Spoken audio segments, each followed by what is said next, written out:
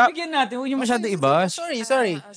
Sige, mabait kami today. Always remember, huwag kayong magpaalipin sa trabaho kasi trabaho lang yun at kaya nila kayong palitan kapag nawala kayo Pero doon. papalipin pa tayo sa salapi. Oo. Siyempre, tanang salapi. Papalipin ka ba kay Tiara? Pwede, papaalipin ba ako kay Tiara? Papaapa ka ba Kapag kay may Tiara? salapi si Tiara, papaalipin tayo kay Tiara. What's up guys? Welcome to Monday na naman podcast. Where we talk about career, relationships, adulting stuff, and everything in between. So we are your hosts. I'm Tiara, Ang puka ng LU ay Miro. ang boy pantog ng Tondo. I'm Aldrin, ang boy next door ng Etivax and I'm Von. ang gym boy ng QC. Okay, so just a recap guys of our previous episode. We had a guest na our very close friend, Jill. So we talk about self-care. What is self-care and what we do to maintain self-care. So basically, we shared yung ginagawa namin at the same time why it's now important compared to when we were younger. And now, with that, Kung napapansin nyo, meron kaming guest dito. Lumabas na rin siya sa previous episode. yeah. Nagkaroon siya ng cameo. Exposure. Oh. Kaya siya nandito guys, ano yan, Best ako nababanggit dito actually. magre-rebut siya sa mga Hindi, ito na yung time niya para... Pagtatanggol ko yung sarili ko, kaya ako Redemption. nandito. Redemption So, arc. please welcome si Mr. Paolo Sarmiento. Yeah. Ulupong. AKA Paulo Pong. Wow. Sige. Pongski Dong. Ano naman, Pao, at dahil dyan, short intro ka naman. Pakilala ka natin naman. i-reveal ang topic. Oo. 안녕하세요. Father Sarmiento 입니다. So, ayan po. So, Irita? ako po si Paolo Sarmiento. Yan. So, nabanggit na naman ako sa mga previous episodes. At ako ang paborito ng barkada nila. Namin pala. nila. Nandila. Ako ang paborito ng barkada namin asarin. So, panindigan na natin yan, di ba? So, Ang ina mo. So, background lang about me. Working ako at IT industry, same as them, or majority sa barkada namin. So, yun. Technical program manager yung formal role ko. Pero, yeah. IT company. Palamunin. Palamunin. Okay. Ng kumpanya. Okay, Sige. so Tiara, anong topic natin today? Joke siya. Sabi, Tiara. Ako ba yun? Bakit siya ka natatanap? So, alam mo na Pero yung hindi, alam ko naman. Ano, So, sige. ang topic namin ngayon is yung life outside of work. So, kung may work-life balance, may balance ba yun? Work-life harmony na nga. Work-life harmony na siya ngayon. According to Vivex. Pero syempre, mag-focus tayo sa life. Life outside. Kasi, puro work eh. Ano ba yan? Ano yung mga ginagawa natin na parang, di ba? To outside harmonize. Oh, Harmony. Wow. harmony. Oo, to harmonize the work. Galing. Paano mag-harmonize, Tiara? Demonize. Demonetize. Sige. At dahil dyan, syempre uunahin natin yung guest natin. So, Pao, outside yung day job or what they call 9 to 5 or whatever people refer to it, ano yung ginagawa mo outside work right now? Sa akin ngayon, outside work, I'm into CrossFit ngayon. So, technically after work, doon ako didiretso agad. So, may class kasi kami every 7 p.m.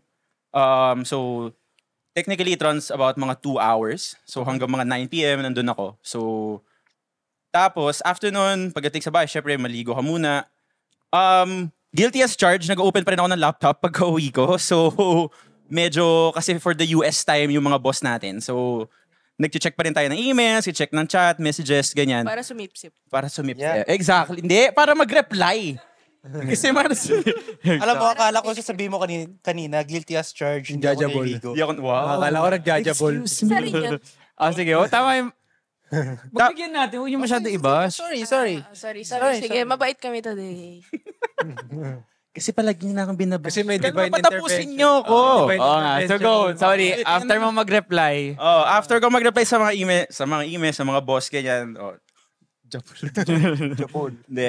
So, anything beyond that, siguro nag-invest na ako ng my time with mga self-learning, ganyan. Kuwari, kinig ka ng mga podcast, or For example, yung mga investing tips sa YouTube, kung paano mo at least mag-grow yung sarili mo. Diba? Anong favorite podcast mo? So far, favorite ko yung parang kagaya kay Von ng mga Red Oliero, ganyan. Okay. Wala, hindi tayo Kung nanonood kayo ng mga binanggit. before, Tigil na Hindi to. kasama si Monday na naman. Ayoko na. Mali ang sagot. Linis lang. si Monday na naman, every Monday yan tanghali. Red Joke lang, Olero, joke lang. overtake. Alam mo ba kung bakit Monday na naman tuwing tanghali? Bakit? Para pagka nagla-lunch kayo, pinapakinggan nyo kami. Oh. Pero si Red Olero yung Pero bago matulog Siyempre, yun. 9 to 5 nga, di ba? O, tama na. Tama pa ng 9 to 5 si Monday na naman, si tanghali. Si Barangay. Sige. Pero di ba, Paolo, I mean, aside from dun sa di ba mahilig ka rin naman games like ML, ganyan. So, naglalaro ka pa ba? Ngayon, naglalaro pa rin naman ako ng ML. So, at least, Tawat, Yara. ML is his life. guilty ka Hindi din. kasi outside work naman yun di ba? Guys, huwag natin siya i-judge. Okay? Oo nga. Si Tiara, shut up. Makinig tayo kay Pastor Aldrin. Sige, sorry. Pag ako inaatake nyo. Si Tiara, sinisave kita. Ayan. Tuloy mo na. Tuloy mo na, go. Sorry. Ano? Hindi, yun nga. ML, ano pa? Games. Games, diba? Before nag-Genshin Impact ako, pero tinigil ko na kasi masyadong matagal. ML ngayon highly kasi mabilis lang siya laruin eh. So, ayan, shoutout sa dalawang katabi ko. Nakakalaro ko rin sila madalas. So, Sino mas magaling? Siya. Si Paolo pinakamagaling parehas sila maglaro. kasi may sarili-sariling rules ka naman kasi yung ML. So, pare-parehas lang yan. Ang galing. Hindi, thanks to mga skins. Oo, saka Siya mga ang namimigay ng skins namin sa ML. 90%. Bigay niya yan. Saka 90% naman pa naglalaro kami, panalo naman eh. So, Wow. Teamwork, guys. teamwork. Teamwork. Pero masisigaw. Fusion.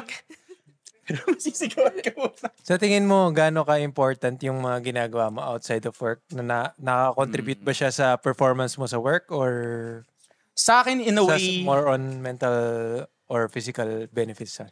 Sa akin, in a way, yes, nakaka-contribution with the way sa performance ko kasi it keeps my sanity. Kasi, for example, if fitness, ganyan, at least meron kang outlet kapag may stress ka sa work, meron kang bad experiences in life, ganyan. At least meron kang workout na napagbubuhusan mo ng frustrations mo or at least ng extra energy mo or kept up energy mo. So, for example, pati yung games din, di ba?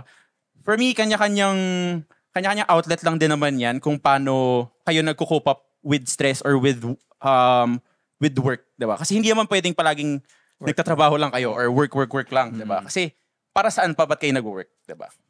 Para saan pa ba't kayo kumikita ng pera?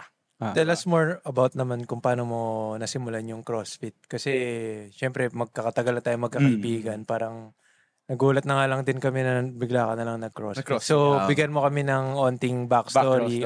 And dagdag ko na rin, can you explain din pa? High level. Kasi I think, what is CrossFit? Kasi usual naman, alam nila strength training, buhat, Pwede and naman everything. Google. Hindi, joke lang. Pero hindi, high level lang. Sama mo lang naman. Kasi balay mo, may mga viewers tayo na, they might want to try. Or hindi marunong mag-Google, di ba?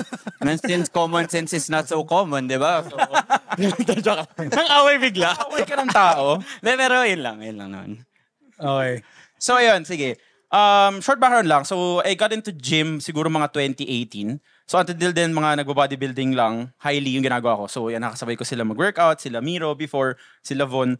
Tapos, siguro, come pandemic, parang nagkaroon kami ng online workouts before, na hindi ko alam na highly CrossFit na pala tailored yung workouts, pero highly na parang buhat siya mixed with resistance, tapos may metcon or conditioning, endurance training, exactly. So, CrossFit itself, so parang cross-functional training. So, it's a mixture of both na magbubuhat ka, plus, at the same time, meron, may mixture ng endurance training after. So, for example, ang typical workouts namin, normally nahati into 3 parts. First, for example, A is yung mga Olympic weightlifting. Yan, kung familiar kayo yan with snatches, cleans, yung mga ginagawa ni Heidelin Diaz. Ganyan. So, ganun yung mga part A.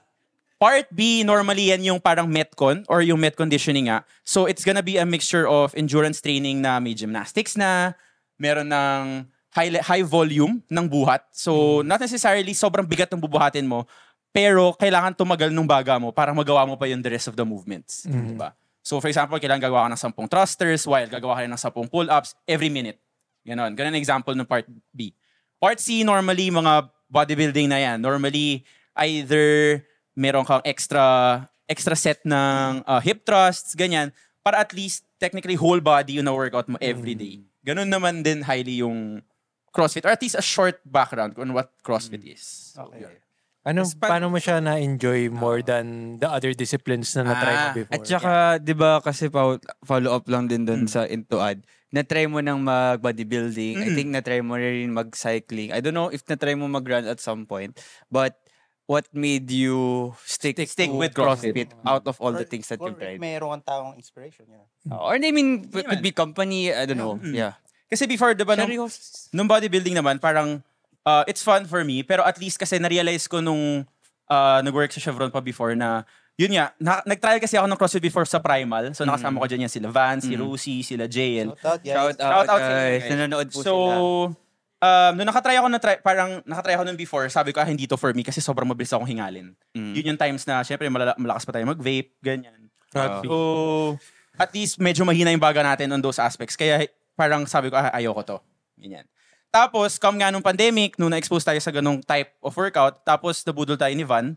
So, na-invite niya ako dun sa isang box sa Marikina. Tapos, dun ko na na-realize na, parang okay pala to as a personal training for myself to work on my weakness. Kasi, personally, ayoko yung endurance training. Ayoko yung sobrang bilis akong hingalin. Ganon. So, at least CrossFit helps me in a way na para at natutulungan ka na mag-better yung endurance mo, but at the same time, nakakabuhat ka pa din. Yun yung primary Tas, reason. kumbaga, ang ganda nga ng mga sinabi mo, tas wala ka nabanggit na aesthetic. So, parang Pinaka-okay sa akin talaga is- side effect na lang yung aesthetic. And apart from that, Pao, na-mention mo syempre na influence ka nila Van. I think location, malapit rin siya sa Yes. Would you say those factors are also Yes. important na kaya you would say na nakapag-stick ka sa CrossFit and into that box? Yun nga, kasi may company, location-wise, para lang yun, kung merong mga tao na gusto nilang mag-start ng fitness, what are the things that they need could to consider aside from the training itself? Bayad na si Paolo. Sabi, punta kayo sa gym. Layo, na-try ko na. Na-try ko na. Mayroon malayo. Sobrang layo eh. Malayo siya for me. Si Heidelin Buga. Kaya ko natanong location. Kasi kunyari for me, nung tinry ko yun, siguro 1 hour to 1.5 hours. E di ano na lang, pagka nagbuhat ka sa Manila, mag-endurance training ka sa mga boss. snatcher. Snatcher, no? Hindi snatcher, snatcher. Hindi, pero ayun. So, ayun pa. Sa akin, siguro naging factor din na sobrang lapit niya sa bahay namin. So, plus the fact na pagpasok dun sa box, sobrang welcome ng mga tao. And parang na-gets ko yung vibe ng CrossFit na everyone encourages you. Na parang, i-cheer ka nila kapag may hindi ka kaya or kapag may mga failed diffs ka. Tapos, nandyan sila ready to spot you. Pero sobrang malaking factor for me yung sobrang lapit sa akin. Kasi, parang kapag dating mo ng bahay, dati kasi, baka galing ka pang office, uwi ka pa, tapos, syempre, kailangan mo pa i-drag yung sarili mo papunta ng gym or tatamarin ka na. Pero ngayon kasi, dahil yung proximity niya, malapit lang, madali siyang i-commit. Diba? Plus added factor na nagbayad na tayo doon, guys. So, kailangan nyo siyang puntahan. Medyo mahal din ang membership fee ng gym. So, puntahan nyo yung mga gym Magkano? membership nyo. Yung ngayon, Sa CrossFit. yung dati kasi mura lang dahil medyo lang kami dati sa warehouse, for the warehouse. Coach Robert pa rin. Kay Coach Robert pa rin to. So, shout out Coach po. Robert. Shout out, Coach. So, ngayon, mas nagmahal na kasi siya dahil air condition na yung gym. So, off-grid na. Magkano ba per month doon? Ngayon, 3,500. Ang mahal. Pwede na. Ano yung bayad nun? Monthly or Monthly. ginawa mo na siya na 12? Pero May 12 kasamang coaching yun from Oo, Coach may kasama Ron. na. Okay na. Pero 3-5 sessions lang yun or kahit anong... 3,500 only na yun for the whole month na. Tas, Pero kasi parang Kahit gym kanina talaga ka siya. na. Oo, may class ka na. Ay. Saka gym talaga siya. SC Mura facility. siya. Mura siya, guys. Kaya okay rin siya. Kasi Sa Alabang compare mo 5K. rin. Oo. So, kung compare mo sa ibang Yung Kilakat. gyms. Oo, yung Kilakat. Yung di Shout ba out sinot sa'yo, ko sila Kat. before. Kala mo naman close ko. Basta. Kala mo naman. Hello. May Eh, gym yung ka po. keyfab mo noong 2018, 2019. Ayan Naman, na. Ito na Ang naman tayo. napaka-genuine ng mga kwentuhan. Biglang mambaba. Guys, ito short story. May membership pa rin ako sa... Talaga. Eh, kasi ang seryoso nyo masyado. May membership pa rin kasi ako sa Anytime Fitness. So, Oo. ang ano naman doon, sagot kasi ng company namin yun, so hindi ko siya pwedeng tanggalin. So, sayang naman na parang... Ba? Diyan pa rin? Andyan pa rin siya. Ginagamit mo, hindi? Saan bigay mo ng tayo? Kapag Tatae. walang... Ano? Ano, Jebs. Makikiligo. Pag gusto niyang maligo. Oh, pwede naman.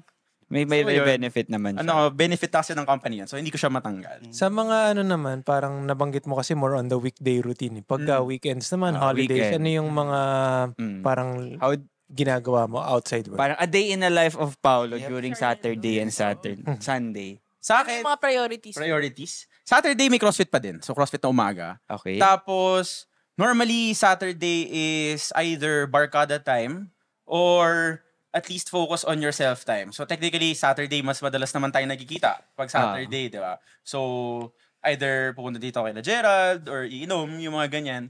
So at least unwind yourself. Parang technically, alisin mo yung stress mo over the past week and spend time with your friends. Ganyan. Sunday for me normally is family day. So, ano yun, parang normally typically sobrang ako ng Sunday. Kaya pag nag-aaya ng Run City hindi ako available kasi normally talaga nasa Taytay ako ng Sunday. And Sama yung mga anak mo doon, di ba? Oo, mga panganay natin doon. Tsaka yung mga binibigyan niya ng motor. Motor. Figure kayo dun, di ba? Wala. Wala ba? Si OA check yung figure. Wala lang. Gusto ko lang umad sa... Manukan. Manukan. Diba? So yun yung akin. So, Tiara, ikaw naman, share ka rin. Hindi, ikaw. So, Andre, may tanong ka ba? Diba? Share din kayo. Wait lang. So, aside from hindi, ikaw muna, i-focus natin. So, aside sa fitness and yun, spending with friends, spending time with family, meron ka bang other things that you do? Maybe not on a weekly basis, but yung in a year, kailangan, makapag-travel ka ba?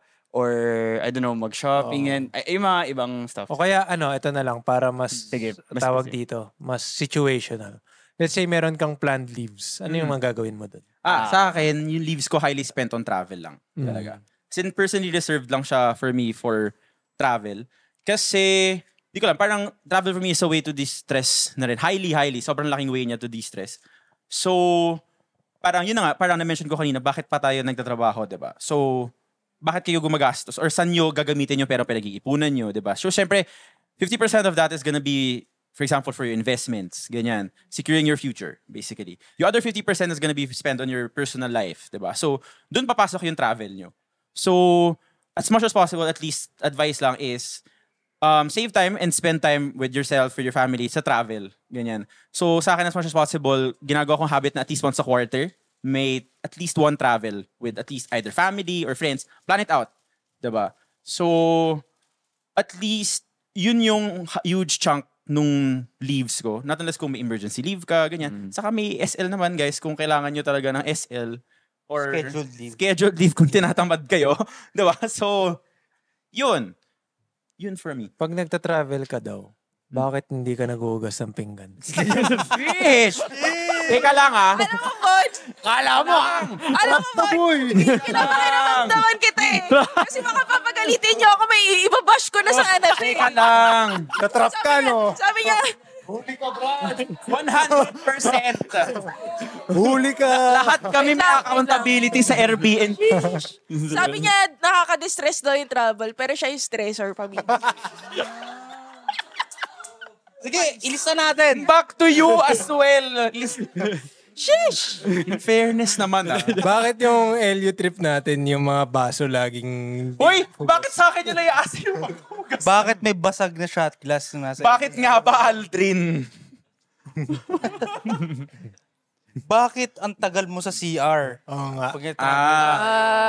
Explain mo yan. In-explain ko na yun nung Hindi nila alam. episode ka ba 3 weeks back? Hindi nila alam. Hindi nila Hindi pa alam. nila ulit alam. Nakalimutan na nila. Panis ka. Content manager natin yan. Uy, alam. 3 weeks back. Abisado. Siyempre. Yun lang, i-explain ko pa ba kung ba't ako matagal sa Hindi, CR? joke lang, okay na. Seremonya tayo. Hindi. Bakit di ka na lang nagugas ng pinggan? Sabihan niyo kung maghugas ng... Saka yung... Kahit sabihan. Hindi, bigyan mo siya ng situation. Bigyan mo yung ako Beroka. situation. Yung Beroka. Nung Korea natin, guys. Yung Beroka. Lahat yun. Yung Beroka kasi, Nag-aaway na sila dito. yung Beroka na yun, ginagamit pa ng lahat yun. Parang hindi ba parang joint responsibility ng lahat yung maghugas? Sa Beroka. Doon ba tayo lahat uminom ng Bakit Beroka? ako lang? Hindi. Hindi pare. Lagi yung isang morning, naghugas na ng pinggan. Nilabas siya na yung sama ng loob niya. Malinis na. Nagberoka ka, kumuha ka dun sa mga bagong nalinisan. Yung beroka mo, nag-chopstick ka pa. Kasi mix mo. Hindi ko nag-chopsticks mag-mix-mix si OH. Uy, gago, meron, mekos ka. Naalala ko, may chopstick dun sa baso. Tapos, naghuhugas pa yung person. Nilapag mo dun sa sink. Bakit? Kasi naguhugas na ang person, aka si Tiara po yung naguhugas. So, naguhugas na. Might as well hugasan mo na daw. Dapat Bakit ako? may proper communication ba nung paglapag mo? Tiara, thanks. Anong Tiara, thanks? Tiara, thanks. Teka lang, work-life balance, di ba? Bakit napunta sa Part to ng life balance ko. Nasarap ka ngayon. Ito yung kailangan ko mabalance sa buhay ko. sa bashing. Lagi napunta sa bashing. Hindi niya masagot kasi mali yung ginawa niya. Excuse me, ah.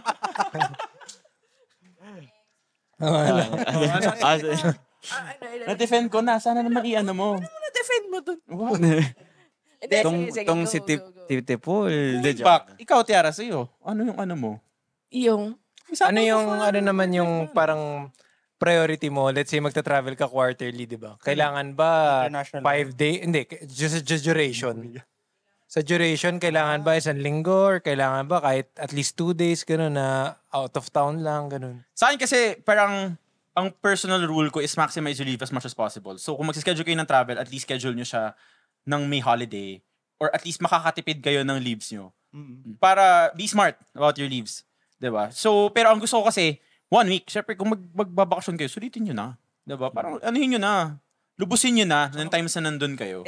And to add that, meron akong teammate na share ko lang, about kung bakit sila matagal mag-leave. Like, more than 4, or basta kunyari, at least 1 week. Hindi sila Filipinos, pero yung sinasabi nila is because, kapag nag-leave ka daw, kunyari 3 days lang, yung first day or first 2 days, meron ka pang iniisip na work. Parang hindi ka pa totally nakakapag Unwind ng maayos. remove yourself from work itself. Kaya parang parang tiniconsider nila. Kasi 'di ba tayo sa Filipinos, parang gusto natin lagi idikit sa weekend. Parang ididikit mo na 3 days. Yun naman yung parang worth na nag-isip kami na hindi nila magets na bakit ganyan kayo mag-leave na pa-utay-utay or paikli-ikli. Paano kayo parang mag-enjoy ka pa lang, babalik ka na naman sa work. Pero ayun lang naman. Kaya naalala ko lang. Nabanggit niya. Sige. Hindi, pero ano rin yun privilege rin yun Kasi sa Europe, mas madami sa leave. Well, Sa that's atin, one. ilan lang naman, 15 days yung usual. So, parang talagang titipirin mo yung leaves mo. So, kayo, Sabag. gobyerno, magbago kayo. Nag-shout. Totoo parang dato? feeling ko, Lumalabas yung ugat sa leg, nagalit feeling ko nakaka-affect rin siya nung parang, syempre, yung mental well-being mo, yung overall well-being. Tapos ito naman. Tayo, nakikita natin yung mga European counterparts natin, ang hahaba magbakasyon, ganyan. Pero, Di naman sa unfair, pero bakit why tayo? Bakit? Ang core nyo naman. Why naman? pero question para sa lahat. Diba bilang nasa IT field kayo ngayon, ako hindi na. Kailan nyo gagawin yung parang nagbabakasyon ka pero naka-work ka? Kasi di ba karamihan sa inyo remote. So, kailan mo gagawin yung out of town ka or out of the country ka pero nagre-report ka sa work pero yung completely hindi ka nag-work na naka-leave ka talaga. Paano mo yun binabalanse? Kasi backstory in Korea nga natin, kalahati nun nag-work kayo. For me, 2 things. Yung sa Korea, I would say more of no choice yun na dahil masyadong matagal tayo. Parang hindi ka kayanin na in one trip, ubos agad yung leave. At least exception yung sa Korea. Pero in general, kung when i-decide kung parang work from anywhere, kapag alam ko na hindi ganun ka-hectic yung schedule, parang kunyari or mag-beach trip nang tayo na alam ko naman di tayo masyado nagsiswimming. Kaya, di ba, sa barkada. Parang na-enjoy natin yung view, company, and yung mga, sometimes night out. Pero yung umaga, alam natin na parang, it's either nag-stay lang tayo sa Airbnb or wala tayo masyadong plans. Pero dun ko dinedecide na, eto kayang mag-work pa on these days. Pero pag alam ko na jump pack yung gagawin natin, yun hindi ko kasi ayoko naman na habang nag-enjoy kayo, parang ako nag-work. So yun yung sa akin. Actually, same tayo. Naalala mo yung tayo, South Korea. Tinanong ako ng manager ko, bakit hindi mo na lang i-diretso 2 weeks yung leave mo? Parang sa isip ko na kakatapos lang yung projects natin, January pa lang, wala pang bagong projects. Parang puro meetings lang yun eh. Tapos parang wala talagang major project kick-off. So parang okay lang sa akin na kahit hindi whole day ko naka-online, magagawa mo pa yung ibang mong task. Parang libre pa. Sa akin naman siguro, meron kasi kami benefit sa company namin na work from anywhere. So may 1 month kami na basta ipaalam mo lang sa boss mo at binigyan ka ng bus-bus. Pwede kang mag-work remotely from technically anywhere kung saan mo tripan. Gusto mo mag-beach, gusto mo mag-ano. But ang importante lang nun is stable yung internet mo and at least nakakapag-deliver ka nung kailangan mo. So yun yung ginawa ko nung Korea natin. Thailand natin. Ginawa ko rin yun. So bilang buraot. So hindi siya technically counted kasi as leave. So technically nag-work ka pa rin. And so kapag nag-message sila sa'yo or nag-ping sila sa'yo, and pag may nag-set ng meeting sa'yo, understandable na dapat sasagot ka or nandun ka.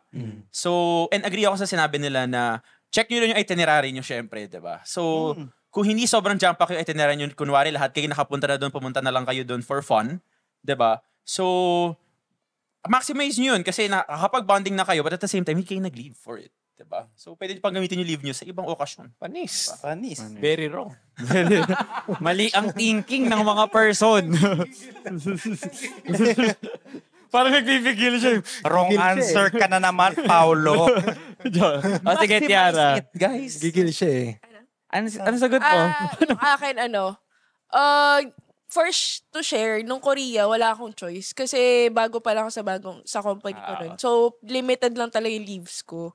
So, kailangan ko talagang, unless gusto ko mag-LWOP, diba? Leave without pay. Pero hindi papayag. Hindi tayo gagawa nun. Kasi mababawasan yung bonus. Pero buti pinayagan ka nun Or ano ba nila? Pinayagan ako nung, both si ano, tsaka yung... Sino? Si ano sa kasi ano? The man who can't be named.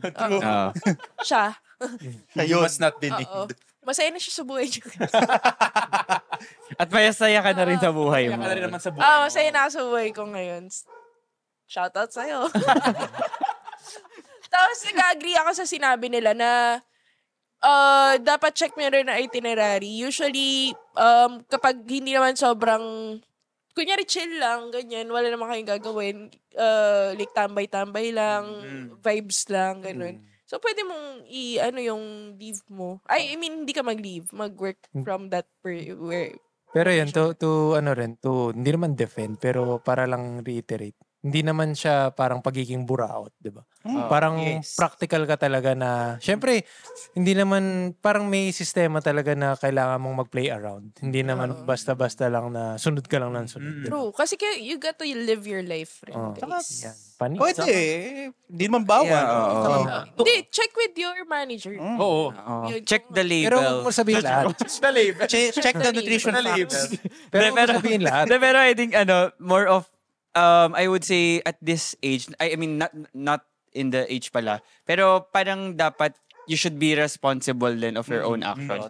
Parang you would know the risk of doing it, but at the same time, parang proving yourself din na, okay, kaya naman pala na parang literally at least balancing things out na you can fulfill yung kinumit mo, but at the same time, you're having fun at the same time. Parang yun.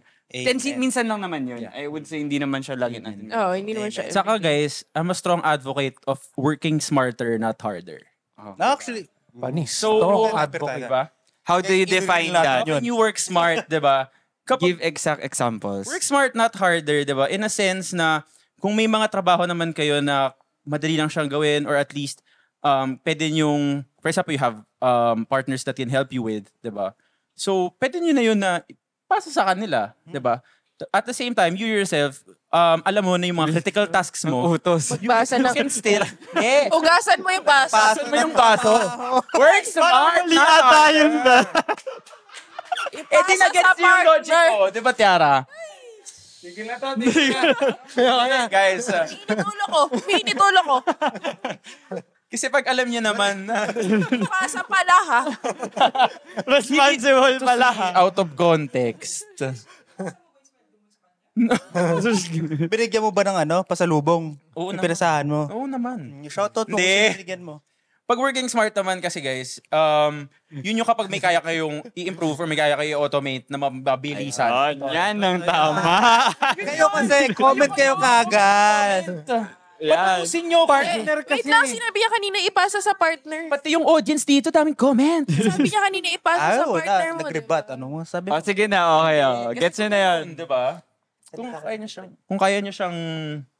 Pero agree naman doon, kidding aside, parang yung productivity mo in a day, you can't measure it on how long you work. Kasi sabihin mo 8 hours ka naka-log in, pero half of the time, nagsascroll ka. I mean, nagsaswitch ka na magta-type, tas sa phone, gano'n. I mean, nothing against, pero I'm just saying na hindi siya indicator na parang, okay, productive day siya. Kasi some people can do their work in 4 hours, then okay, they're done for the day. Which is okay lang din. So, I think yun din naman yung pinapoint ni Pao aside from improving things. Ayun. Diba except lang, si Tiara lang kasi sa atin yung 8 hours. Oo. Si Tiara 10 hours na nagtatrabaho. Robot. Tayo kaya natin. Alien. Siguro mga 5 hours to 6 hours yung serious work. Serious work. Sige. Meron akong question. Since we're talking about life outside work, last question ko siguro to. Of course, sa work may goals tayo, di ba? Yearly goals. Ay, kahit sa business, di ba? Parang meron kang gustong i-achieve as a business and goal mo in the office. Parang sineset mo yun sa manager mo or sa boss mo. And kung ikaw yung business owner, ikaw din yung nagsiset nun. Ano naman yung goals nyo outside work? Kung meron. Like this year. Yes. Ako muna. Okay, sige. Hindi, I mean, nothing grand naman. Pero parang may goal ka ba na gusto mo mag-compete or makapagpunta sa ganitong country? I don't know. Siguro sa akin, personal goal ko, at least every year, allocate kayo ng time na ano ba yung extra added for you this year. For example, for me siguro this year, ang pinaplanad ko na is at least invest in something. It's either kung lupa ba yan, or bahay ba yan, diba? So, at least I wanna target myself na at the end of the year, meron na akong ganun, at least naka-reserve na in the future, magagamit ko siya. Diba? So, in terms of sa competing naman in CrossFit, yeah, it's come to my mind na rin naman. Pero hindi rin siya yung priority. Siguro, ang priority ko right now is, yun nga, makapag-spend or at least invest or makapag-pundar ng something. So, yun. Okay. Kayo, guys. Tiara? Sige, si Alvin. Mainit ulo ni Tiara. Marami ako activities outside work. Gusto ko yung each na mga hobbies ko. Siguro yung the best na outcome. Kunyari sa bodybuilding, a better health, sa investment ko, better money returns. Parang ganun. Okay. So not necessarily something new, but rather step up from the previous year kung ano yung naging in all aspects. Okay. Nice one. So, parang same din naman tayo sa lahat. Parang ganun. Sa akin din ganun. Parang mag-improve sa lahat ng aspects. Hindi lang basta sa, hindi lang basta sa mga hobbies, but sa ibang mga side hustles din. Talagang lumaki yung, siguro, hindi naman necessarily returns all the time. Siguro network din, ganun. Yung mga intangibles. Tapos, ayun, siguro... Ako... Wala naman energy. Yung hinala. Ako dati, trinay ko gawin yun, yung nagsaset ka ng goals yearly. Pero, as someone na hindi ko masyado, parang out of sight, out of mind siya bigla eh. Parang, kunyari, sinulat ko lang, tapos nawawala sa utak ko. So, ngayon, same ako sa kanila na parang may mga goals lang na alam ko, top of mind gusto kong gawin. Ganyan. Kunyari, sa running, sa Bohol, gusto ko maka 2 hours, 30 minutes na ako sa half marathon. Kasi, yung dati, 2 hours, whatever. So, yun yung mga parang, goal ko. Same with Paolo, gusto ko rin makapag-invest sa property, real estate. And always at the back of my mind, gusto ko makapag-start ng another business. Sige. Siguro to wrap up itong episode na... Wala ka pang amba. Wala pa, hindi pa siya nagsabi. Ikaw nagtanong. Well, to be honest, wala rin naman ako. Kaya ako nga tinanong. Exactly. Kaya ako siya naisip kasi parang ano bang goal ko outside work this year? Probably yung focus na lang is yung sa fitness. I mean, marami pa rin akong lesson learned on that. But other than that, to be honest, wala. Kasi Kompleto na kasi siya. maintain lang yung mga bagay-bagay. Oo, so status quo lang ako for me. Uy, So, hindi ka na sa status quo. Sana all. Dami mo nang napunta. So, ayun. Yun ang yung sagot ko. And with that, Ayun, with that, siguro, Paulo, ano natin, summarize mo kung gaano ka-important yung parang life outside life outside Tapos magsorry work. ka na rin And after. siguro kung sino man yung nanonood nito na gustong makarinig na na kailangan nilang ma-realize na may buhay din outside of work na hindi lang basta ang trabaho nagdi-dictate ng gagawin mo sa buhay mo, di ba? Tsaka, ayun, siguro, to summarize. So, ayun guys. To summarize everything, work is okay. I mean, kailangan natin magtrabaho.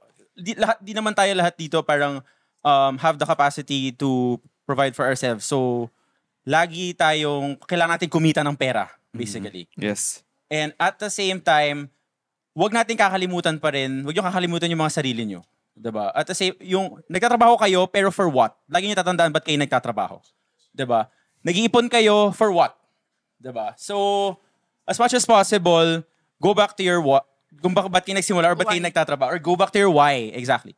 So, if you're working for family, working for your personal growth, working for your lupa, whatever man yan, always remember na magtira kayo para sa sarili nyo rin. Oh. Diba? Galing mo doon po. Yun.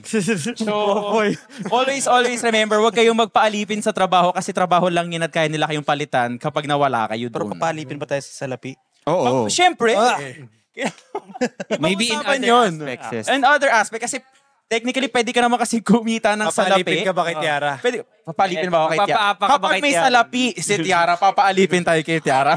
Anong wala? Meron yan. Pakitaan mo ng BPI account yan. Credit card. Utang pala. So yun, guys. card bill. Always make your money work for you. Yes. Nice. Ayun, so with that, ang hirap na sundan nun. Kung nagustuhan niyo yung episode na to, please like the video. Kung nasa Spotify kayo nanonood, please rate us 5 stars. I-follow nyo sa lahat ng social media platforms, Instagram, TikTok, YouTube, and everything else. So, Nagpapakute. bago pa kami maburat kay Paolo ng tuluyan, Dahil nagpapakute siya habang Ending natin ngayon, Horang He. Hey! sa akin nakatingin yung camera, ganun ang ganun. Horang hey! Okay, Oh, 1, see 2, you. 3, Horang He. 1, 2, 3, horang hey! See you on Monday. Ay, 1, 2, Pagbigyan 3. Wait. See you on Monday. Horang eh. Sige. 1, 2, 3, go. See you on Monday! Horang eh. Palo! Stream Maestro, Tan 70. Okay, game. Likpit.